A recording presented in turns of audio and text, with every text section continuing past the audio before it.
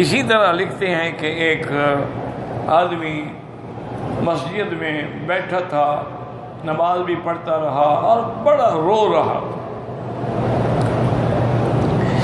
بے انتہا عاجزی اور گڑ گڑا کے رو رو کے اللہ سے مانگ رہا تھا۔ تو اتفاق ایسا ہوا کہ وہاں پر ایک اللہ کے ولی کا گزر ہوا، ان نے دیکھا کہ بیچارے کا حال بہت بالکل نازک ہو چکا ہے، تو بہرحال انہوں نے بھی ساتھ بیٹھے تسلی کی، حال حوال پوچھا کہ کیا بات ہے۔ اس نے کہا حضرت کیا پوچھتے ہیں، میرے اوپر اتنا قرض ہو گیا ہے کہ میں سارا گھر بیچ دوں، جائیداد بیچ دوں، زمینیں بیچ دوں، قرض نہیں اتر سکتا، اور میں شریف آدمی ہوں، کوئی مانگنے والا آ جائے تو میں تو پھر شرم سے ڈوب جاتا ہوں نا، کیا کہوں اس کو۔ آپ نے فرمایا بھائی یہ کوئی ایسی بات تو نہیں ہے، میں تمہیں ایک دعا سکھلاتا ہوں، اس دعا کو تم روز صبح و شام ہر نماز کے بعد اور خاص طور پہ تہجد کے وقت 2 رکعت صلاۃ الحاجہ پڑھ کے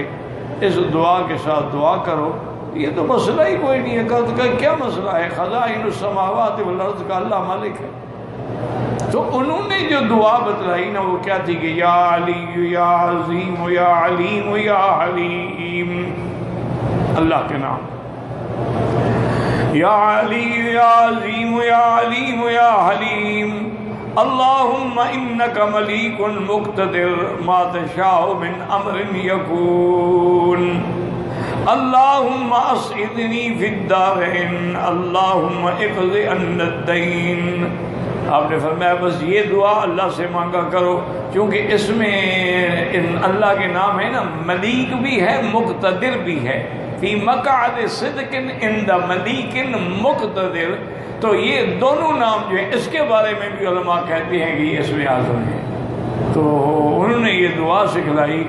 وہ بندہ کہتا ہے کہ میں نے الحمدللہ دعا پڑھنی شروع کی، وہ کہتا ہے میں حیران ہو گیا کہ چند دنوں کے اندر میری کایا پلٹ گئی، میرے کاروبار میں برکتیں آ گئیں، میری زمین میں برکتیں آ گئیں، میرے فصلات میں برکتیں آ گئیں، چند مہینوں کے اندر میرے سارے قرض بھی اتر گئے اور میں تو کروڑوں پتی بن گیا۔ اسی لیے اس نے بتایا کہ اللہم انکا ملیک مقتدر ما تشاء من امر یکون،